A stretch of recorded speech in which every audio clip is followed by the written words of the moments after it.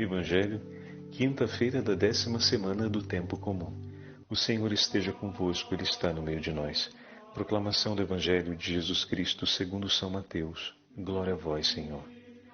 Naquele tempo disse Jesus a seus discípulos: Se a vossa justiça não for maior que a justiça dos mestres da lei, dos fariseus, vós não entrareis no reino dos céus. Vós ouvistes o que foi dito aos antigos: não matarás. Quem matar será condenado pelo tribunal. Eu, porém, vos digo: todo aquele que se encoleriza com seu irmão será réu de juízo. Quem disser ao seu irmão patife será condenado pelo tribunal. Quem chamar o irmão de tolo será condenado ao fogo do inferno. Portanto, quando tu estiveres levando a tua oferta para o altar e ali te lembrares que teu irmão tem alguma coisa contra ti, deixa a tua oferta ali diante do altar e vai primeiro reconciliar-te com teu irmão.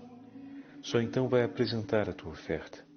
Procura reconciliar-te com teu adversário enquanto caminha contigo para o tribunal. Senão o adversário te entregará ao juiz, o juiz te entregará ao oficial de justiça e tu serás jogado na prisão. Em verdade, eu te digo, dali não sairás enquanto não pagares o último centavo. Palavra da salvação. Glória a vós, Senhor. Quinta-feira da 10ª semana do Tempo Comum, em nome do Pai, do Filho e do Espírito Santo. Amém. Queridos irmãos e irmãs, a Santa Liturgia nos convida a progredirmos com a nossa meditação sobre o 5º capítulo do Evangelho de São Mateus, que começou com o discurso das bem-aventuranças.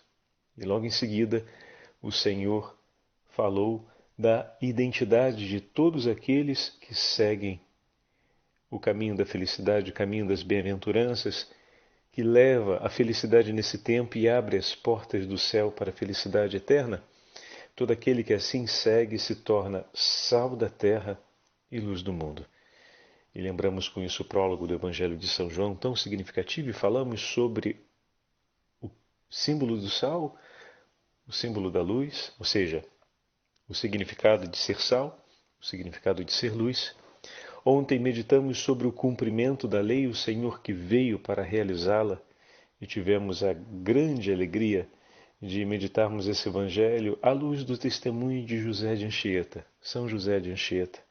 Ele que foi um grande no reino dos céus, como falávamos, porque viveu, ou seja, praticou e ensinou a praticar os ensinamentos do Senhor. E hoje, então, no versículo 20, o Senhor começa a comentar, por assim dizer, alguns dos mandamentos presentes no Decálogo.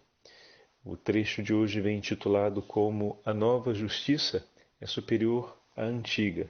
Na Bíblia de Jerusalém vem intitulada assim e apresenta essa sequência que vai até o versículo 48, onde o Senhor comenta alguns dos mandamentos do Decálogo, para sermos mais exatos, o 5º, o 6º, o 8º, o 7º e o 10º, à luz do ensinamento das bem-aventuranças. Como assim, Padre?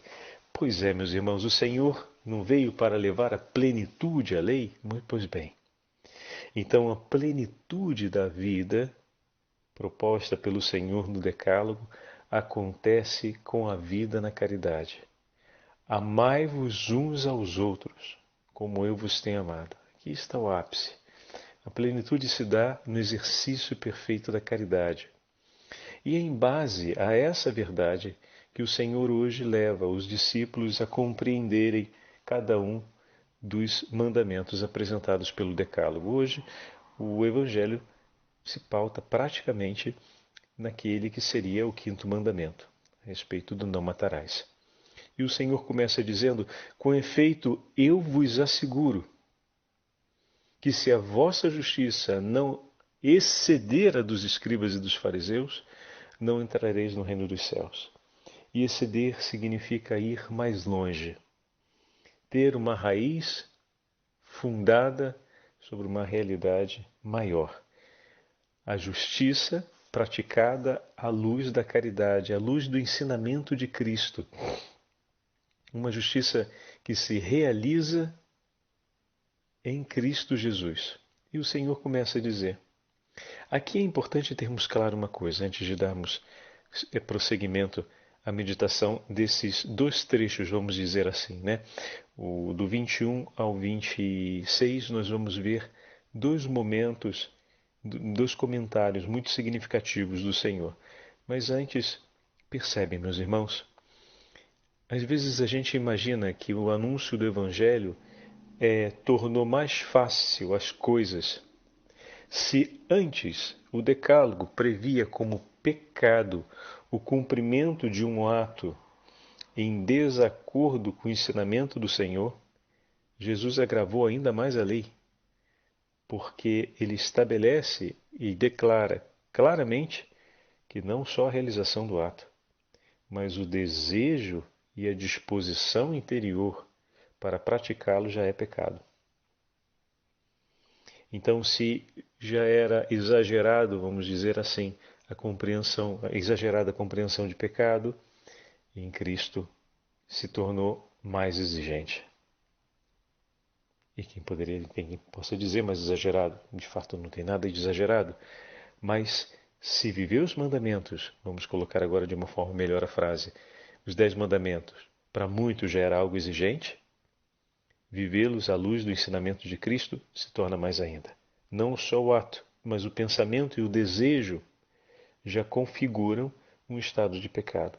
Padre, mas isso é muito mais exigente? Sim, sem dúvidas é muito mais exigente. Mas como nós sabemos, Deus não exige se Ele não concede o quê? A graça. A gente olha, em primeiro lugar, para as exigências. Não, olhemos para as graças que são oferecidas, porque a exigência vai nos ajudar a permanecer na graça. Está entendendo? Não é a exigência o ponto de partida, é a graça que foi concedida. Se o sarrafo está mais alto para o salto, porque o atleta tem condições de chegar até lá. Ele tem uma vara melhor, ele tem uma vara mais alta e ele tem um treinamento feito. Ele recebeu o suporte para treinar bem. Então o sarrafo não vai estar mais a 3 metros, ele vai estar agora a 5 metros. Você vai saltar. Então aqui todos os meios para que você possa saltar. Geralmente a gente olha para o sarrafo que saiu de 3 metros para 5 metros. O sarrafo é aquela haste no salto em altura, né? Se chama sarrafo, aquela haste que o atleta não pode derrubar quando ele salta. Faz o salto com vara. Perdão, salto com vara. Então, a gente olha para o sarrafo que sai de 3 metros e passa para 5 metros de altura, aumentando a dificuldade. Não, olha primeiro para aquilo que está sendo entregue. Porque com tudo aquilo que está sendo entregue, muito provavelmente você vai conseguir saltar para além dos 5 metros. Mas se eu olho só para aquela exigência que foi estabelecida, eu não vou conseguir perceber isso.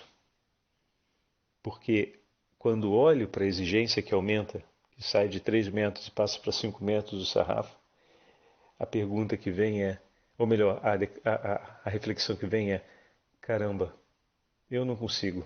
Até 3 metros eu já consegui. Bom, com tudo aquilo que você já tem, de fato, você já conseguiu. Agora, para superar os 5 metros, com o que você tem até agora, realmente não tem como. Só que você está recebendo muito mais para poder treinar e para poder se equipar e conseguir superar aquilo dali. Então, para onde os nossos olhos vão primeiro? Para as graças que recebemos ou para as exigências que a vida cristã estabelece? As duas coisas não se separam, mas é preciso para o nosso viver bem e para que nós possamos conseguir render graças a Deus e reconhecer e ter a alegria do reconhecimento e da gratidão no coração, é preciso que os nossos olhos aprendam a olhar primeiro para os dons que o Senhor nos concede, estimá-los, tomar posse deles e só então olharmos para os desafios que se estabelecem ou para as exigências que se estabelecem. Porque se os nossos olhos primeiro vão às exigências, pode ser que nos fechemos em nós mesmos, olhando para a nossa possibilidade, quando na verdade cumprir aquelas exigências significa estar sob a ação do socorro de Deus. E se eu já me fechei em mim mesmo, não consigo nem perceber que Deus está me oferecendo socorro e me dando os meios para aquilo. Percebem? nos habituamos rapidamente a ignorar aquilo que Deus nos concede. E isso acontece de muitos modos e maneiras, né?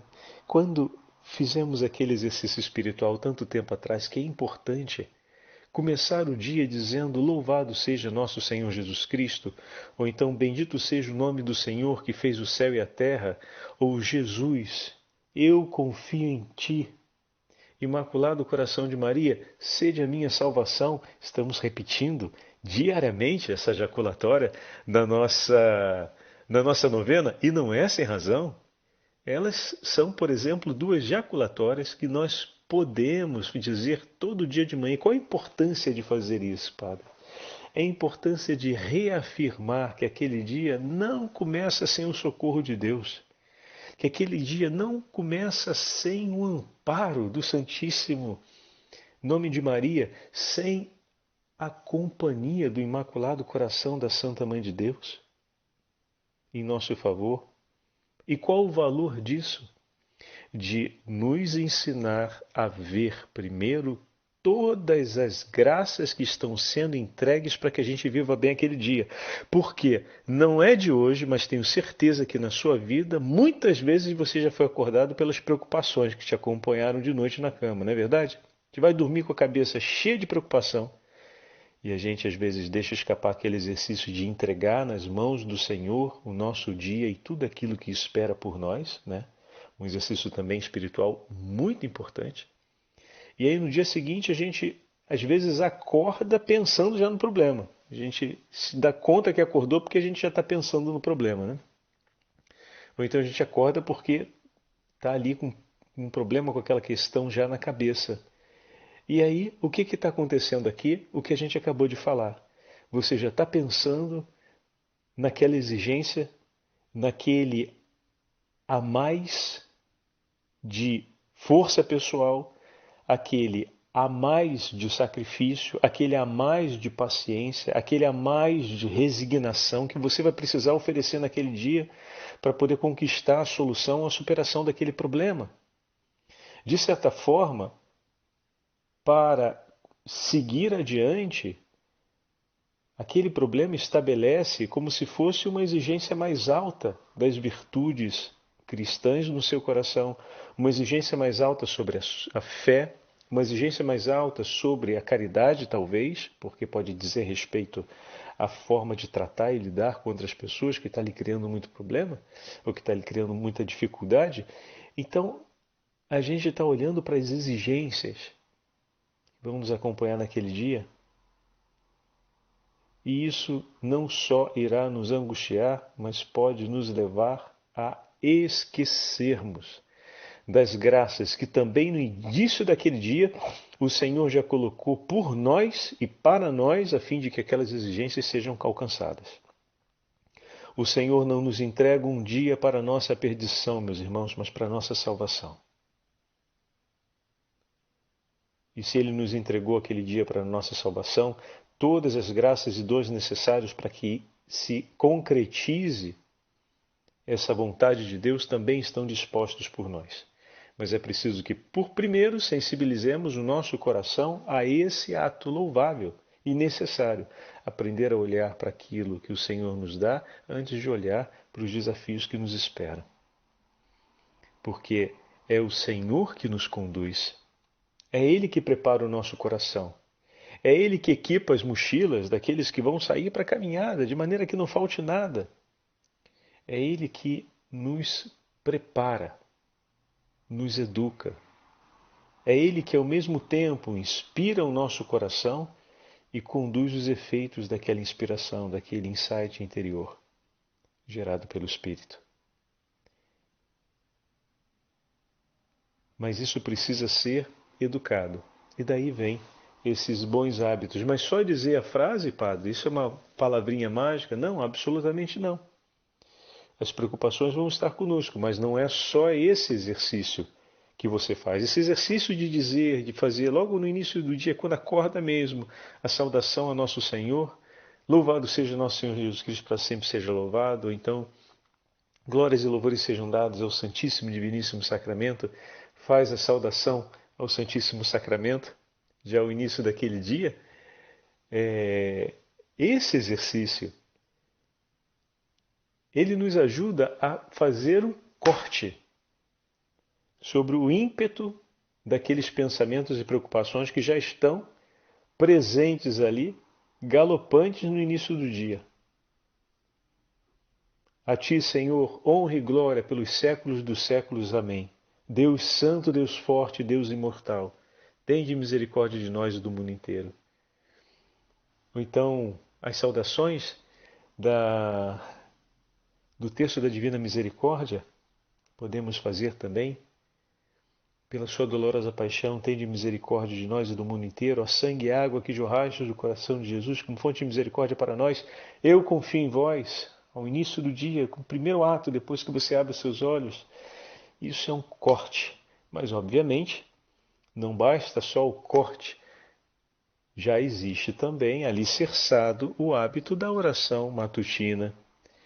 Já existe também alicerçado o hábito de ir ao encontro da Palavra de Deus, de fazer a recitação do Santo Terço, de se recolher por um instante em oração pessoal, em conduzir ao Senhor as preocupações do nosso coração. Começou na noite anterior e talvez naquela manhã precise continuar um pouco mais. Já existe também o hábito de abençoar a minha esposa logo ao acordar, abençoar o meu marido, abençoar os meus filhos, lembrar de mamãe, lembrar de papai e abençoá-los onde estiverem, porque muitas vezes os pais moram distantes. E quantos são os filhos que me falam que muitas vezes logo de manhã, quando acordo, lembram logo de seus pais? E quantos pais e mães já me falaram que o primeiro pensamento da manhã vai sempre sobre a memória dos filhos? Abençoe! Então já existem todos esses hábitos também adquiridos que vão nos ajudar, mas para frear o ímpeto da paixão, esse exercício espiritual de saudar logo no início da manhã o Imaculado Coração de Maria e Nosso Senhor e o Sagrado Coração de Jesus são dois hábitos fundamentais para frear o ímpeto da paixão. Muitas vezes ali, diante de uma preocupação matutina, só ele não basta, por isso não é uma palavrinha mágica, mas é uma palavrinha com autoridade e poder suficiente para botar em fuga qualquer insídia maligna. E com poder e autoridade suficiente para trazer de volta paz e serenidade ao nosso coração. Porque são palavras proclamadas sob a ação do Espírito Santo, que é o autor da paz e o único capaz de percorrer as entranhas e as profundidades da alma do homem e de estabelecer sobre ela a luz redentora do Senhor e reestruturar a vida de Deus. Então, isso são certezas, né? Então, essa palavra tem um poder em si, esse ato tem um poder em si. Mas não basta só ele para que o nosso coração se oriente virtuosamente sobre o cumprimento daquilo que o Senhor nos propôs para aquele dia, que é a nossa santificação. O dia, como o Padre disse, foi nos dado para que nós sejamos santos, e os dons necessários estão ali e precisam ser recolhidos. E todos esses outros exercícios nos ajudam a recolher os dons que vão ser importantíssimos para bem viver em santidade aquele dia. Então, essa primeira parte é importante nós termos claro, né? Porque às vezes a gente pinta o Evangelho de uma forma muito simplória, como se de repente Deus se tornasse pouco preocupado com a justiça. Agora tudo é tranquilo, é só um pedido de desculpa e está tudo certo. É quase como se não fosse mais tão pecado assim como era antes. Não, alto lá. A exigência ficou bem maior se a gente compara. O próprio Senhor declara isso, mas em compensação foram dados dons extraordinários que, se assumimos, fazem essas exigências se tornarem pequenas, se recolhemos todos aqueles dons. Aí começa o Senhor agora no versículo 21. Ouviste que foi dito aos antigos, não matarás. Aquele que matar terá de responder no tribunal. Eu, porém, vos digo, e aqui o Senhor faz uma gradação. A gente tem às vezes um pouco de dificuldade com as palavras porque as palavras foram trazidas, lembre-se, meus irmãos, do aramaico para o grego e do grego para o português, para o latim, perdão, do latim para o português. Então, recolher aquele sentido original da palavra em uma mesma palavra na língua portuguesa é difícil, né? A gente precisaria explicar aquela palavra e a história daquela palavra, que escolheram a palavra grega mais parecida com ela em significado, e depois o latim recupera do grego, então já se afasta um pouquinho mais, e o português recupera do latim, que já se afasta um pouquinho mais, por sua vez, do grego e do aramaico. Então, as três palavras que aparecem não parecem ser muito agressivas assim, né? Encolerizar já quase não usamos. Na Bíblia de Jerusalém aparece como na tradução cretino e na outra louco, e nós dizemos, bom, essas palavras não têm tanto impacto na língua portuguesa, será que elas têm esse peso todo assim? Né? Falamos palavras muito piores do que essa, às vezes, aos nossos irmãos. Bom, então vamos lá. Para entendermos o discurso, o Senhor faz uma gradação. Desde o mais íntimo e escondido, que se torna público, que se torna ato e que, por fim, se torna uma sentença. Como assim, padre? O primeiro momento que o Senhor faz ali a referência, falando da cólera, é a ira. Então, normalmente, começa-se com uma irritação no coração muito forte contra a outra pessoa. O Senhor está nos dizendo não só não matar, mas não irar-se. É preciso termos cuidado para que o nosso coração não se torne cheio de raiva e de hostilidade contra o nosso irmão, quase sempre fruto de uma não aceitação de algo que ele realizou e que vai terminar, por fim, como uma hostilidade e o desejo de se separar dele. Depois da ira, que pode tomar conta do nosso coração com muita facilidade, se ela se torna senhora do nosso coração, surgem os insultos, as ofensas, quase sempre com um tom de desprezo, que é a ideia da palavra cretino. Então, depois da ira, o coração começa a desprezar, o coração irado, quando não consegue consolidar, né, aquilo que deseja, que é mudar o outro, a força, ele então o despreza ou o insulta, o diminui. E o passo sucessivo, que é um passo ainda mais dramático, é quando esse coração então não mais deseja o outro e o maldiz, o sentencia. Maldito seja, danado, você é um danado, você é um maldito. São palavras que é um desgraçado, a gente usa muito essa palavra, né? Meu Jesus amado, são palavras que não deveriam estar presentes no nosso dia. Às vezes a gente usa até brincando, né? Mas as palavras têm uma força muito grande, não se esqueçam. A Virgem Maria disse o sim e o anjo foi-se. Bastou o sim da Virgem Maria. E toda aquela beleza da aparição do arcanjo Gabriel acaba imediatamente. Por quê? Porque tem a palavra. A palavra tem um peso e uma importância enorme. Por isso, pais e mães, abençoem de manhã cedo e não se contentem em dizer somente no íntimo do coração de vocês. Tenham o gosto de dizer e de ouvir. E quem sabe se o seu esposo está do seu lado, sua esposa está do seu lado, escuta, o que você falou, bem? Não, estava abençoando as crianças. Eu disse, Deus abençoe vocês, crianças. Deus abençoe você, fulano. Deus abençoe você, fulana. Fala, é bom você ouvir isso. Que os seus ouvidos sejam os primeiros ouvidos a recolherem as bênçãos proclamadas. É claro que primeiro ainda tem o ouvido de Deus. Mas dos ouvidos ali humanos a escutarem, que o primeiro ouvido seja o seu. E que ele possa fazer memória que seus lábios foram ungidos pelo corpo e sangue de Cristo para serem lábios dispostos à bênção.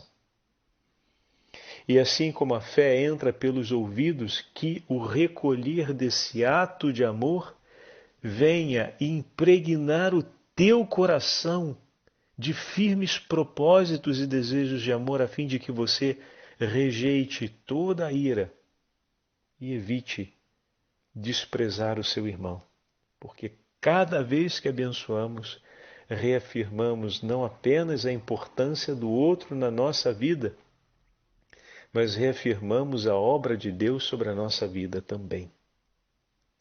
E se Deus realizou uma obra, e se Ele realiza uma obra de salvação, de amor na nossa vida, é para que nós possamos recolher a todos e a cada um. Como assim, Padre? Se você faz uma obra na sua casa, se você prepara a sua casa, organiza, deixa bonita, você não tem gosto de apresentar às pessoas e falar aquilo que você fez, como foi, o que aconteceu, o gosto de acolher, né? Teu coração está sendo preparado pelo Senhor. O teu coração está sendo transformado pelo Senhor. Você não acha que o Senhor tem alegria de fazer esse coração e o amor que Ele está colocando e todos os ornamentos de virtudes que Ele está colocando dentro desse coração, dentro dessa alma?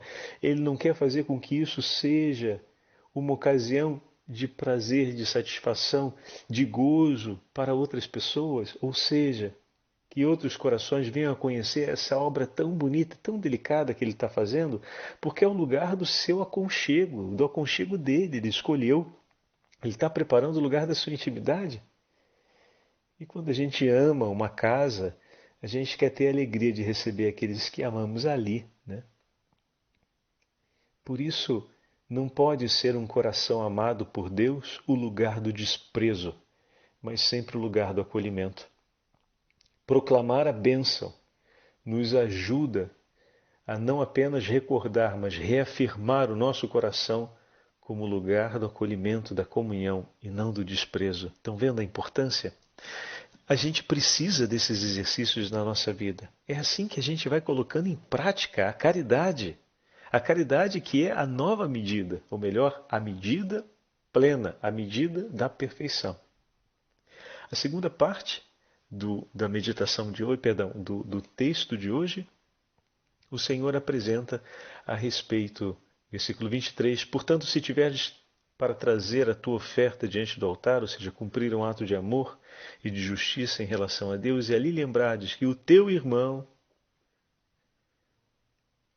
tem alguma coisa contra ti, deixa a tua oferta ali diante do altar e vai primeiro reconciliar-te com ele. Aqui eu vou falar brevemente que o nosso horário já chegou, a gente vai ter a chance de poder retomar mais adiante esse texto. Você percebeu que o teu irmão tem alguma coisa contra ti. Não é você se lembrou do erro que você fez, vai pedir desculpas. Não é você se deu conta que ficou alguma coisa para trás de um problema que aconteceu entre vocês dois, vai lá tirar satisfação. Aqui o Senhor está nos chamando a termos esse gesto de atenção e de iniciativa em relação ao outro, né? Quem toma a iniciativa, se você se der conta que o teu irmão não está ali contigo, não está caminhando contigo, vai ao encontro dele. Não seja indiferente ao fato do outro não estar bem com você. Quem ama sente que a outra pessoa não está bem. Quem ama não fica indiferente à distância do outro. Esse é o chamado dessa segunda parte do Evangelho de hoje. Quem ama não fica indiferente à distância do outro. Então, se o outro está distante, vai lá trazê-lo para junto. Teu irmão tem alguma coisa contra ti? Vai lá. Não significa que você tenha feito alguma coisa contra ele, mas que ele tenha alguma dificuldade para conseguir estabelecer de novo proximidade e comunhão com você. Então não deixe ele sozinho. Vai lá ao encontro dele. Vocês estão lembrando aqui Deus, que no jardim do Éden procurou Adão, né? Quem tinha contra Deus era Adão. Deus não tinha nada contra ele, mas o procurou, foi ao encontro dele. Quantas vezes Deus, o ofendido, veio ao nosso encontro E nós estávamos amuados, querendo fugir, querendo até sair de perto dele, e ele dava os jeitos, dava as voltas e pum, vinha ao nosso encontro. Vinha ao nosso encontro. Ele nos testemunha isso diariamente. E nós somos convidados hoje pelo Evangelho a pensarmos nessa atitude de Deus e a nos propormos. Esse é o primeiro passo. Me propor a viver isso. E depois olhar tudo aquilo que o Senhor me oferece para que a gente consiga viver. E amanhã, dia da solenidade do Sagrado Coração de Jesus, nós vamos ter a chance de olharmos juntos. Completo dizendo, hoje a Igreja em Portugal celebra a memória do Anjo de Portugal, que ensinou aos pastorinhos em Fátima. Pio XII depois pediu que fosse feita uma memória dedicada ao Anjo de Portugal. Tem uma grande devoção em Portugal, o Anjo da Guarda, também foi trazido ao Brasil. Graças a Deus, os nossos irmãos nos trouxeram esse tesouro, mas em Portugal, com a aparição de Fátima, se reforçou ainda mais a devoção aos santos anjos. E o Papa Pio XII pediu esse dia comemorativo, na memória do Anjo de Portugal, e recordamos nesse dia, então, as duas orações que o anjo ensinou às crianças, que pode ser uma daquelas a serem feitas no início do nosso dia. Meu Deus, eu creio, adoro, espero e amo-vos. Peço-vos perdão para os que não creem, não adoram, não esperam e não vos amam. Amém. E a segunda oração, e nós encerramos com ela. Santíssima Trindade, Pai, Filho e Espírito Santo, adoro-vos profundamente e ofereço-vos o preciosíssimo corpo, sangue, alma e divindade de Jesus Cristo, presente em todos os sacrários da terra, em reparação dos ultrajes, sacrilégios e indiferenças com que ele mesmo é ofendido, e pelos méritos infinitos do seu Santíssimo Coração e do Coração Imaculado de Maria, peço-vos a conversão dos pecadores. Amém. O Senhor esteja convosco, Ele está no meio de nós. Pela intercessão dos santos anjos de Deus e da Virgem Maria, abençoe-vos o Deus Todo-Poderoso, Pai, Filho e Espírito Santo. Amém.